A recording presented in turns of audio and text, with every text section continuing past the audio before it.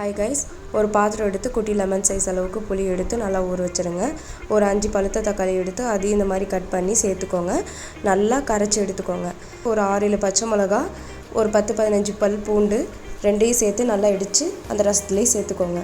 Next 2 table spoon அளவுக்கு சீரகம் இடித்து அதையும் அந்த ரசத்துலேயே சேர்த்துக்கோங்க.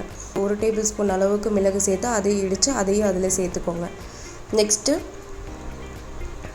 மஞ்சத்தூள் ஒரு 1/4 ஸ்பூன், பெருங்காயத்தூள் ஒரு சிட்டிகை, தேவையான அளவு உப்பு போட்டு நல்லா மிக்ஸ் பண்ணிக்கோங்க.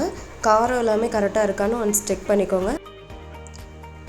தென் அவ்வளோதான். அப்படியே அடுப்பில் வச்சுட்டு நுர பொங்குற வரைக்கும் வந்ததுக்கப்புறம் நம்ம தாளிக்கிற கரண்டி இருக்கும் இல்லையா, அதை எடுத்துகிட்டு அதில் கொஞ்சமாக எண்ணெய் ஊற்றிட்டு கொஞ்சம் சீரகம், அதுக்கப்புறம் வரமிளகா, கருவேப்பிலை, கடுகு எல்லாம் போட்டு நல்லா தாளித்து அதுலேயே கொட்டிடுங்க. நெக்ஸ்ட்டு ஒரு கைப்பிடி அளவுக்கு கொத்தமல்லி எடுத்து அதையும் மேலே தூவி விட்டுட்டு க்ளோஸ் பண்ணி வச்சுருங்க.